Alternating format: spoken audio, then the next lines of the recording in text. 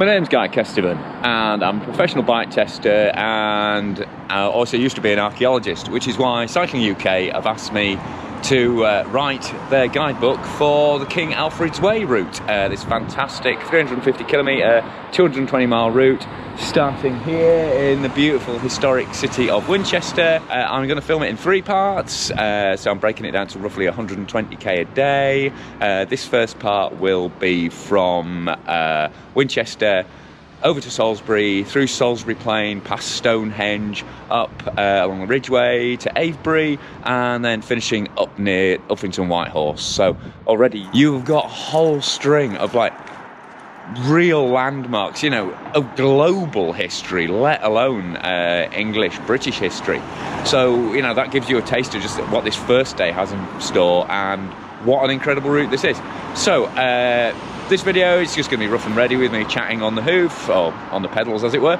And so, you know, you really want to get the guidebook from Cycling UK to give you all the details of, you know, the things you're going past, the terrain you're likely to face for each section, and all the maps and other hints and tips for the route along the way. So I'll be writing that. I mean, I've actually written a lot of the draft up already in pre-COVID times, so now I'm going out on the recce route to see what it's like on these trails itself, and I could not be more excited. It's going to be fantastic.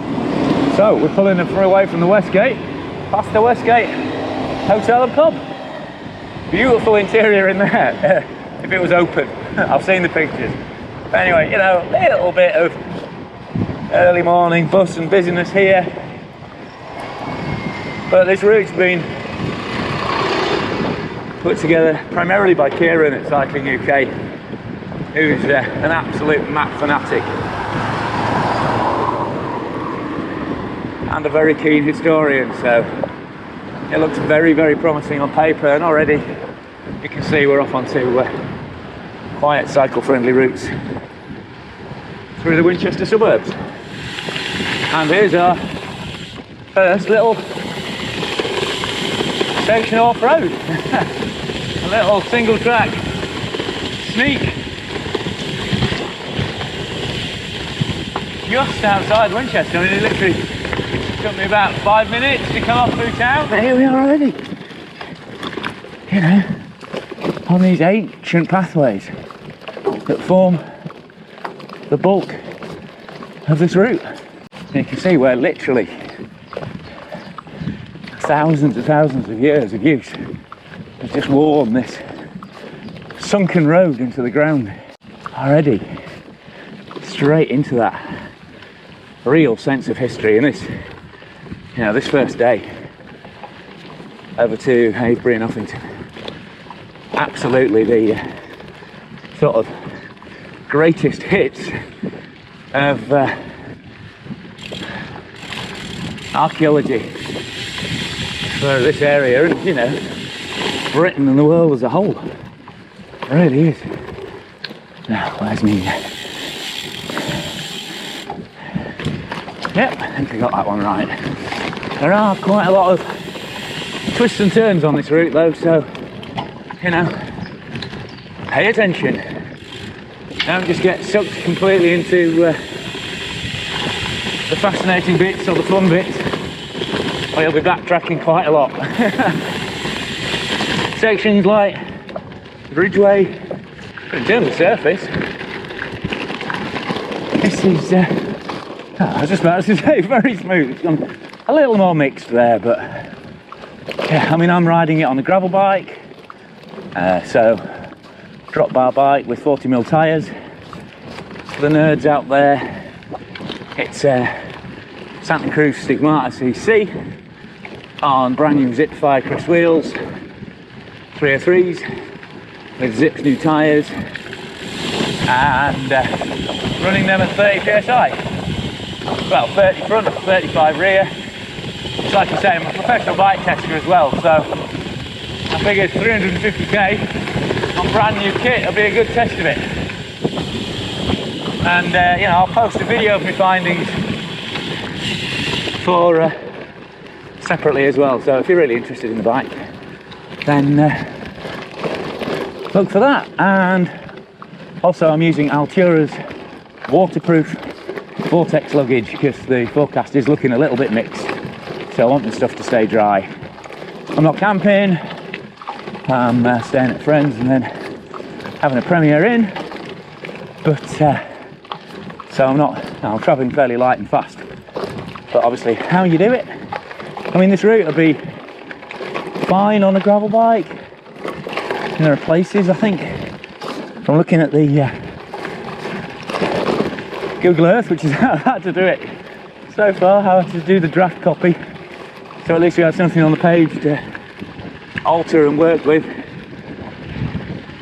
So that's put the launch back, obviously from COVID, but there'll be some sections that are quite challenging on a bike like this, but then on the sort of road and these sections it'll be a bit lighter and it'll skim along that a bit easier. But a mountain bike certainly isn't overkill for this route, and there are places where you'll be glad of that extra control and the lower gears as well. And obviously, you know, speeds will depend a lot on trail conditions.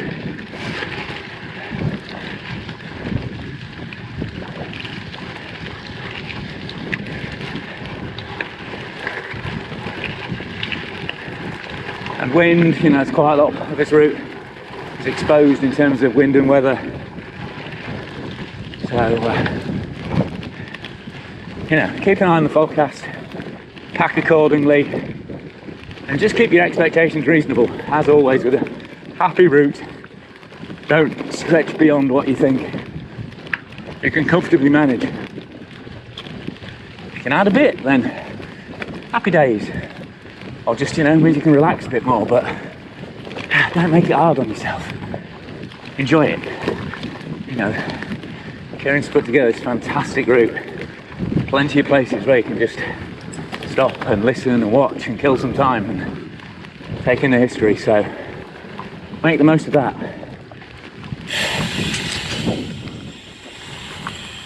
And we're already meeting the locals. Ponies out here, raising wild on Westwood. Huh. Wow. Not hanging about, we're getting beautiful and quite wild already. Straight into the scenery and the loveliness. So this route up through the woods is an optional. And you can go further north, just along the valley on roads. But I have to say, it's beautiful. You know, it's a little more challenging. You know, you're obviously riding on forest tracks, and roots and sticks, and it'll be a bit muddier when it's been raining, but beautiful start through the woods and out onto this sort of open moor heathland and this little bit of single track.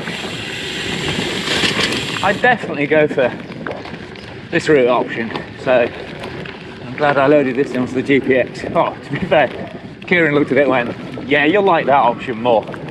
So he's kind of given me the bonus extras loop to play with, which is, you know, so I thought it'd be good to film that and just get not in a hurry.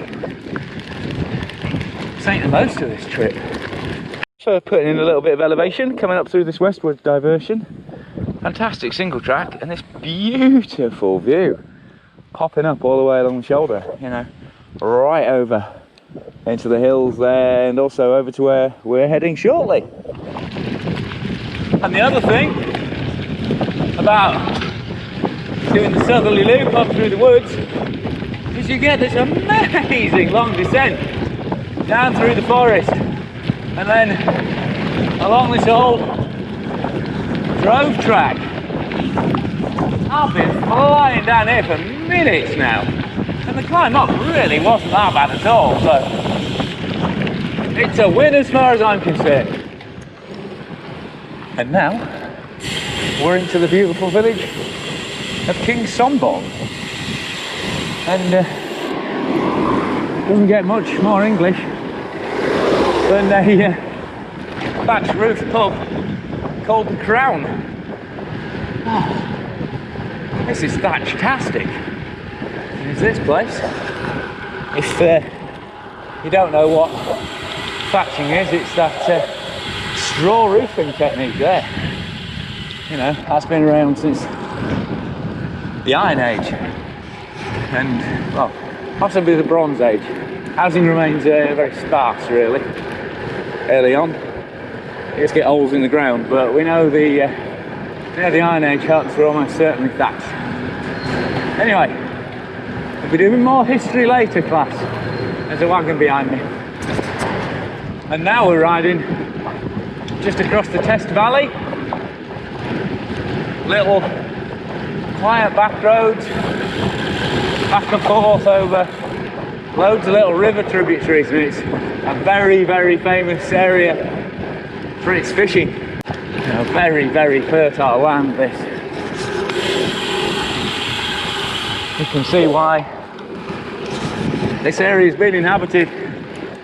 It's the very first hunter-gatherers came over as the Ice Age retreated. Came over in hunting camps, Mesolithic flints. That's, you know, 8,000 to 10,000 years ago.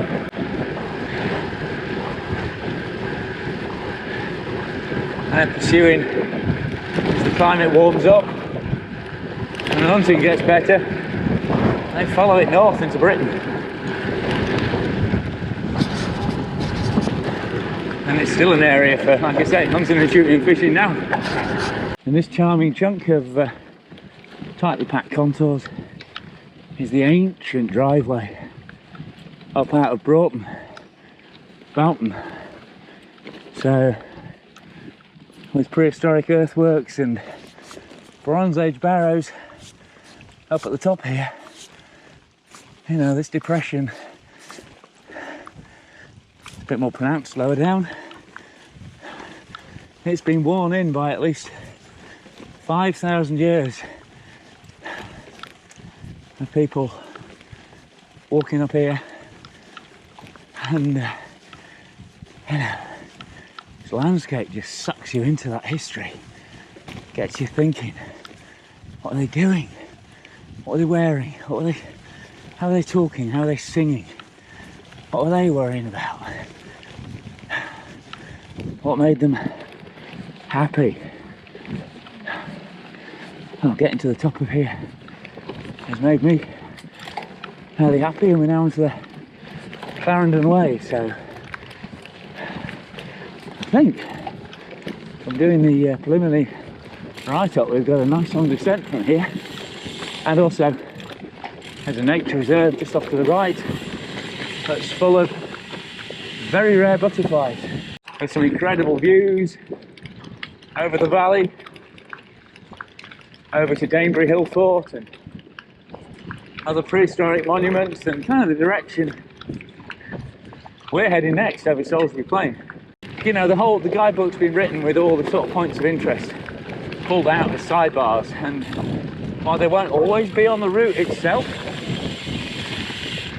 you know, we'll flag them up when they're close by. So, you know, get an awareness for your riding section, read it up the night before, so you don't end up just zooming past stuff you might otherwise miss, because, you know, these ancient routes obviously connect up ancient places, but sometimes they won't actually go directly through or past them, so, you know, be aware of the landscape you're passing through. It is beautiful, and it can just kind of draw you on, or you might just be riding it, you know, for the thrill and joy of what a good fun technical descents like this. I hope you've got your bags fixed on securely when you get to this point, but having said that, you know, this day technically is probably the most mellow. Things definitely ramp up a little bit on the Ridgeway, and then the final day there's some proper technical, steep, tricky terrain on that. So this is just a warm-up, folks. Oh, ducking under the branches there. And obviously, you know, it's lovely and baked hard at the moment in summer, but this looks like it'll be a bit soggy in the wetter months. I mean, that's why there's big tractor ruts in it there. So, you know, be prepared. See what the weather's been doing, not just the week you go in, but, you know, the weeks and months before, and plan accordingly.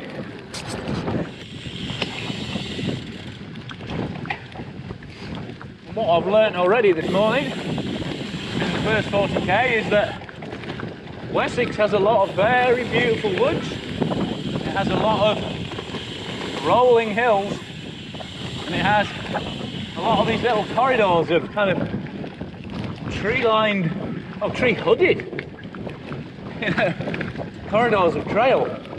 And this route makes absolute maximum use of them.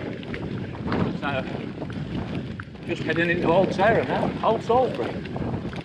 And now, straight ahead there, you can see the multiple ramparts of Old SRAM. Yeah, actually, riding into the fort now, through the gate, and you can see, yeah, still,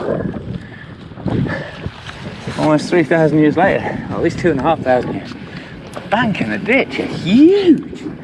You know, when you consider they're digging that out with cattle shoulder blades, that's a serious undertaking.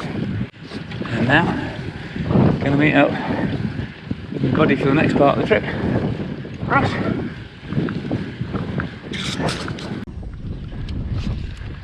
And then ahead, you've got the Norman Keep, built just after William the Conqueror invaded, and then actually home of the Royal Mint for a while. So there's the inner Motte and Bailey there, and there's Russ, and there's Salisbury.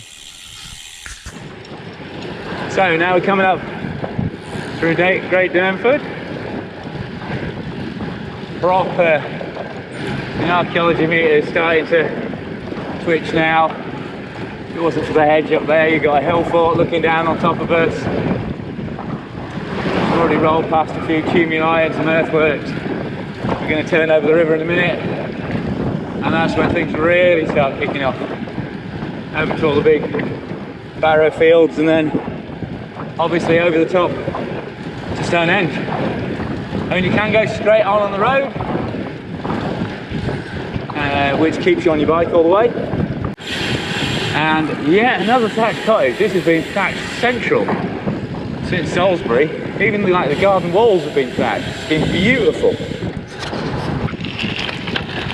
And now we are properly heading into the archaeological epicentre. So you can see up on the ridge line there, you've got these big long bank and ditch earthworks, and then there's a barrow field up there as well, prehistoric burials. And the more work they do here, you know, the more they keep finding. The knowledge of this area is just expanding all the time. And you can see why. It's a beautiful, fertile landscape. And obviously, back in the Neolithic times, which is when this area really starts being populated, all forest, but so all the places we're going past would likely have been clearings. And then definitely by the Bronze Age and Iron Age, quite a lot of clearance going on. So the Neolithic people were the first ones to start clearing areas for farming, and you know, this easy draining fertile land was just brilliant for those early crops. It still is brilliant for crops now, so let's roll on. You know, and you needn't worry about not being aware of the prehistory all the way around where you look. Everywhere on these skylines, Bronze Age and Neolithic barrows. You know, this is, we're getting towards peak prehistory now. You know, you've got to remember as well, these monuments have been here for 4,000 years or so. So when they were built, they were these incredible, far larger, you know, they've been shining white from the chalk on top of them. It really would have been an amazing sight, a real status symbol being buried under one of these. There we go, Stonehenge coming over the horizon. First sighting of those amazing stones there. Just the other side of that main road, but now we know this whole landscape. You know, even in the past couple of months they've announced there's a massive 4 kilometre circuit of 10 metre by 5 metre huge holes being dug. Still don't know whether for posts or for stones, but even bigger than any of the monuments they've discovered so far. So at the moment this is a footpath section, so Russ is glad to be lifting his e-bike through there, and but it's worth, you know, a couple of 100 metres just walking, especially with such an incredible view of the barrows all around you. So at the moment you can see there is a real problem crossing this road because it's pretty much nose to tail.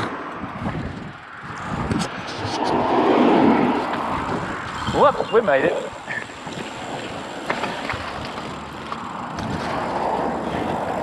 But yeah, obviously, go careful there.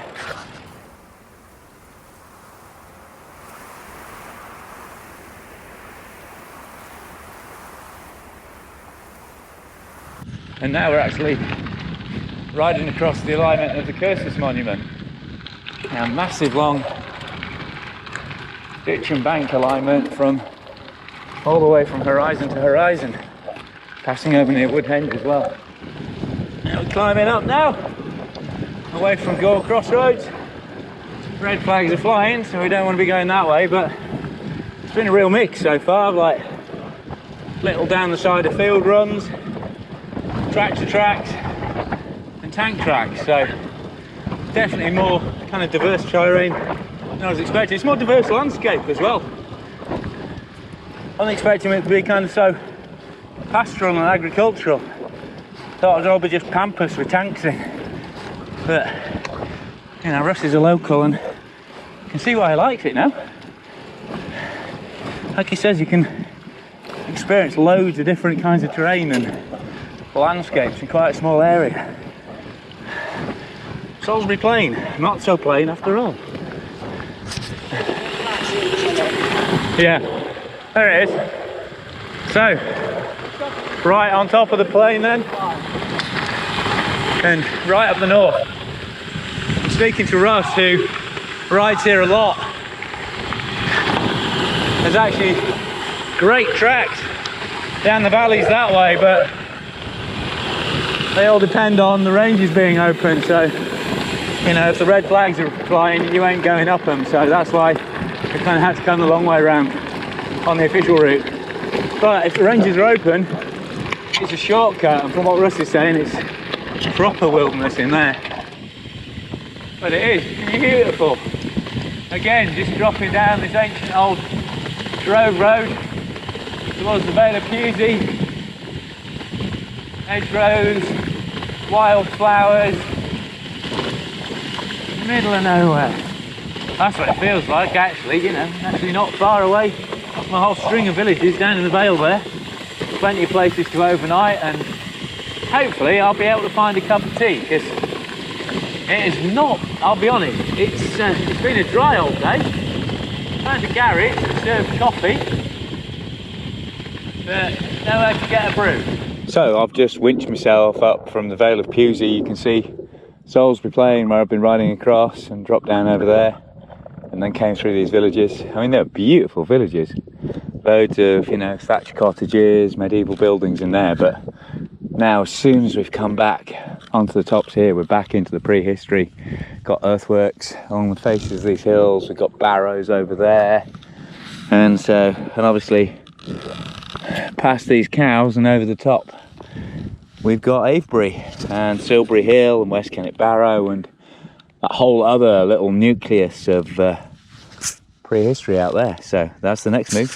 Now as we come over the top, a long descent now to Avebury and Silbury Hill. You can see down there, there's a big long earthwork monument just running along. No one's quite sure what they were for, to be honest. I mean, seems odd. I mean, I guess, you know, landscape dividers. I mean, they weren't continuous, they'd often have breaks in. So it might have just, I mean, I'm personally of the opinion that a lot of this stuff is, it's like cattle herding or livestock control. But it's certainly a big old piece of physical engineering, considering the equipment they had. But again, you can see what beautiful, rich, fertile, rolling hills these are. You can see why these became such a centre for prehistoric population. It's really easy to grow here. And if you can grow here, you can thrive here. So, as far as prehistoric England goes, this is the absolute hotspot. And you can just feel, you know, it's such a timeless landscape. I mean, out here, I can't see a single building. You know, there's nothing that dates this at all. You know, it really does turn your bike into a time machine. Just be aware that after coming out of all this remoteness, you know, 1 minute you're fighting, try and find a line through super deep hedgerows, you're suddenly coming up to this roundabout on a fairly major road. So just be aware of the traffic here. A little public service announcement section. But as you can see, that signpost just went past. Avebury in one direction, Silbury Hill in another. That means it's just where all the Indiana Joneses are going to get properly excited. But I'm going to sneak across here. Actually, after saying that, absolutely deserted, so good result there. And then it's just a bit of a footpath along here, and then onto the road into Avebury, but we peel off in a second onto a quieter back lane anyway. And these standing stones in the field ahead are all that remain of Beckhampton Avenue, which was a big avenue of standing stones and leading all the way in a curve around to Avebury and the main henge up ahead. You know, 4,500 years ago, the dating says.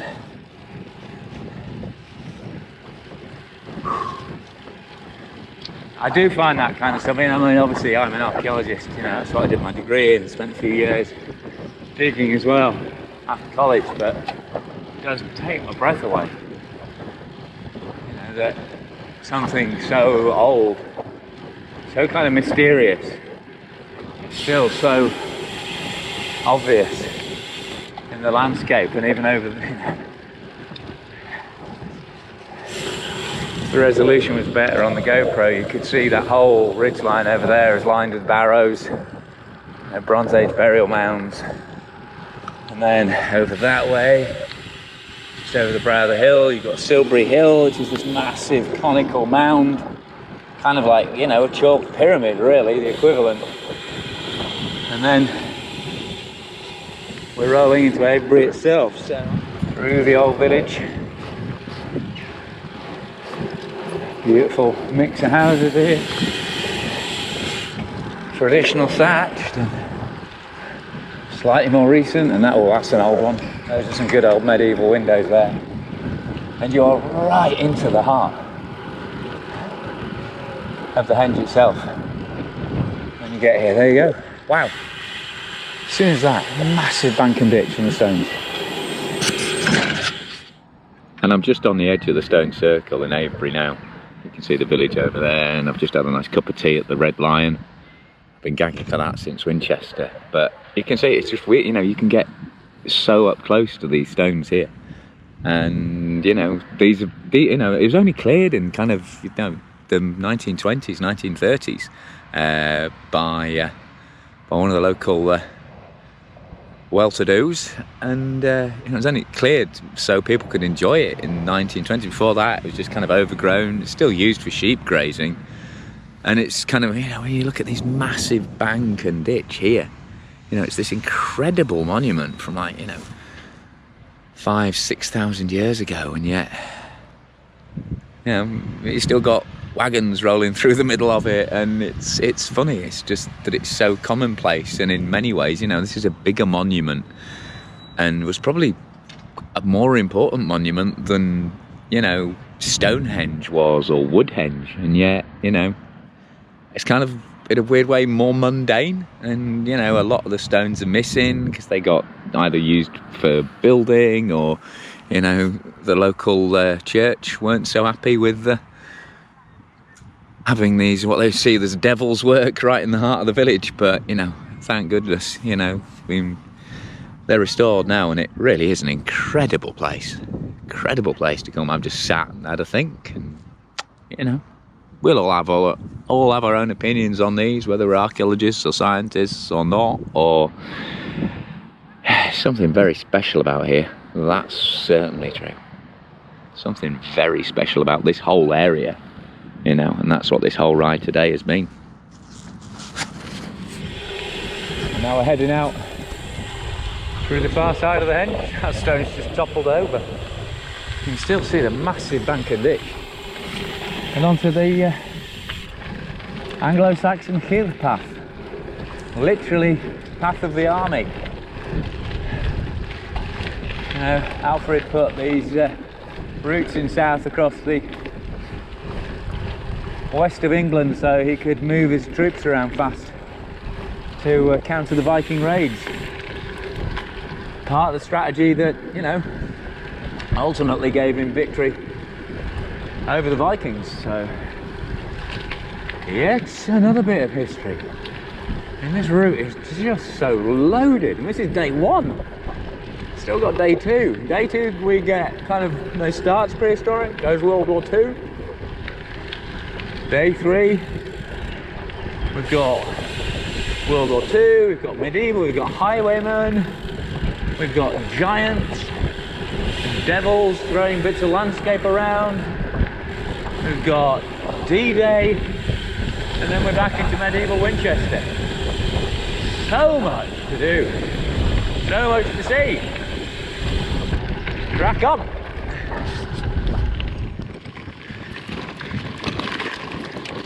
And now we've climbed up onto Fifield Down and onto the Ridgeway itself. This, crikey, this path, this, there's barrows to the left and right of me here, and obviously we're looking down to Avebury. We're looking down to Avebury over there, across the valley, and this is a timeless route. Doesn't mean it's the easiest, right? I'm just rolling down off the ridgeline for a bit now, and then over there you've got massive Iron Age hill forts, Barbary Castle, multiple ramparts and ditches, commanding this part of the landscape. But there are so many of those features around here.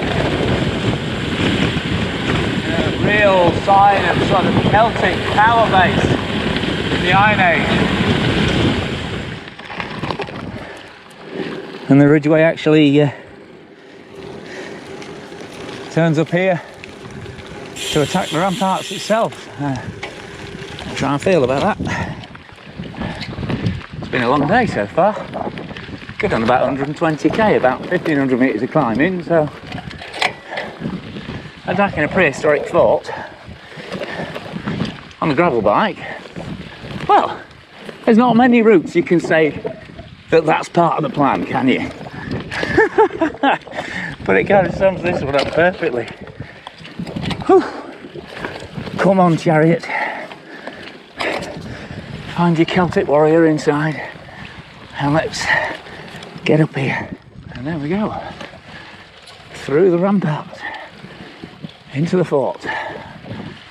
I don't think the Iron Age occupants would have made that quite so easy. There'd have been a lot of archery and slingshot work, doing some damage as I came up there. But I'm very glad it did bring me up here, because it really reinforces what a massive area this covers. And it's taken me several minutes just to ride across it. Just getting to the other side now. It's a double bank, double ditch. And then, crikey, it could have fitted a lot of folk in there, but it would have taken a lot of folk to build it. And it wasn't just these massive banks and ditches, you know, 2 ditches, 2 banks. With a massive, they would have had a really big timber palisade on top. They found the remains of the post holes for that and heavily fortified gates. But these spaces were also covered in sarsen stones, you know, the massive stones that you get at Stonehenge and Avebury. So, you know, this is a formidable fortification and a huge area. But you can see just how far, you know, what an amazing area this commands. And obviously when you're down there, you're looking up at this incredible symbol of power. You know, considering, you know, there weren't many people out in that landscape. It makes this, you know, makes achieving something like this, building something like this, so incredible. And they were only active for a few hundred years, you know. The Iron Age hill fort period, I mean, you could say it was cut short by the Roman invasion, but still, they weren't active for long. I mean, some of them got reused in the post-Roman period. I don't like calling it the Dark Ages. It's a horrible term. It was a beautiful, vibrant culture with some incredible art. They just didn't go in for straight roads and massive wastes of stone and stuff like that, like the Romans did. So it wasn't the Dark Ages. I mean, it was a period of conflict. It was a period of tribes coming in from Europe and, you know, upheaval and change, and a fascinating bit of history. And unfortunately, we know very little about it. But, you know, very similar, in fact, to the Iron Age. You know, the Roman blip was very much kind of, yeah, it was you know, it was an old period, was the Roman period, and it dominates so much of how we perceive the past. You know, this is the stuff I really find fascinating. You know, all the prehistoric period and then the post-Roman period, up until King Alfred's time. You know, that's when it just feels really English in a way. But again, you know, you say that, but you know, you can trace the people coming in from other countries, from other cultures. You know, the Beaker people, chariots, all these different cultural cues. They're coming from all over Europe. You know, you're trading as far away as the Mediterranean, as far away as, you know, the Near East. You know, it wasn't just this little parochial, primitive place. It was, yeah. No, prehistoric Britain was alive, really alive, beautifully alive. And oh, I'm loving this route. You can probably tell. I don't know what to say about this, really. I just wanted to film it because it's beautiful. Just rolling down Marlborough Downs over towards the south, more downs over to that way. Just coming down, dropping off the tops to Ogbourne St George, little village just north of Marlborough. But there's remains of habitation, traces of human activity dating back to the Mesolithic, 8,000 years BC. You know, little flint scatters from hunter-gatherer tribes then. Iron Age, Bronze Age, Romans came into town, and there's a site of the Roman road came up because it's a natural kind of valley through from Marlborough in the south up into Swindon and Devizes to the north. And it's just, I'm rolling on here, you know, it's early evening, the sun's on my back, skylarks in the sky. This is just beautiful. as you can see, gradually winch my way back onto the Ridgeway. Luckily it was quite a nice forgiving climb. Got a fair few K in my legs now, and a lot of climbing to be fair, more than I was expecting. And the last few K has been a nice fast cinder path. Looks like it's getting a little bit lumpier again. You can see that notch on the horizon over there. That's the ramparts at Liddington Castle. And that's kind of where I'm finishing for the day. So, that's day one done. You know, it seems a long time ago since I started in Winchester this morning, but it's just been such an incredible route. Just the diversity of the landscape. You know, from those sort of tunnel tracks from Winchester to Salisbury, through the trees and westward and everywhere like that. That was a real surprise how beautiful it was up on there. So glad I took the long way around there. And then, you know, I mean, Stonehenge. It's incredible. It's such an amazing landscape, and that heritage is getting richer and richer all the time. And just the valleys leading up to there, that anticipation as you crest over that rise, amazing. And then Salisbury Plain, that was, you know, I'm not from this area, so that was a surprise, you know, how diverse that was. I thought it was just going to be, you know, primarily just tank roads and big vistas. I mean, there was plenty of that, incredible landscapes and skyscapes, but also a lot of detail, really charming little farm tracks and byways, and just that sense of history, you know, as you roll again down to the Vale of Pewsey. That was a really nice, gentle, you know, cruise across the valley, then up again into the prehistory over the tops, and then down to Avebury, you know. And Avebury took my breath away, I have to say. I've been there before, and it's just such an amazing place. The fact you can get so close to it, and, you know, kind of almost the humbleness of it is very, very, I find that very, I really, I nearly said connect. No, I do connect there. There's something about that place that is amazing. And then, you know, back onto the Ridgeway, beautiful scenery again, and then just that sense that anything could be round the corner, just history, you know, the people who've walked there from Mesolithic, Neolithic, Bronze Age, Iron Age, Roman, Saxon, medieval, you know. And then just, you know, this little last section, you know, my legs weren't that happy about pulling up onto the top of the Ridgeway one last time, but I'm so glad I've done it. You know, I could have cut out early, but I'm so glad I've come all the way up here, you know, because, you know, even with the motorway in the middle of it, just the views up here and just this timeless landscape, you know. And obviously, you know, it's been a big test for the bike, first day, but everything's gone swimmingly, and, you know, it's probably going to have another 200k on it by the time I've finished the route, and that's just part of the testing process. I'm going to be using it on the road with different tyres on, and, you know, get some even more mileage in on that SRAM Force wide access equipment. So there will be a full test review video on the bike, on the Santa Cruz Stigmata, and on the wheels, and on SRAM wide axis, because there's a hell of a lot to talk about here. So I'll probably do the bags as well, actually, as a separate video. So expect a load of links to all those different videos, because I'll do those obviously once I've done this route, and probably a bit after the route. So if they're not immediately here, they are coming. You know, search around the channel to find them. But anyway, that's the bike, but what we're really talking about is this incredible landscape. And the fact I'm riding that way tomorrow. So, you know, another 130, 140k, I think, tomorrow's leg. Further along the Ridgeway over to Reading, then down through, I don't even know what you call it. It's the home counties, I guess, down, you know, quite near London, sort of Aldershot, Basingstoke way.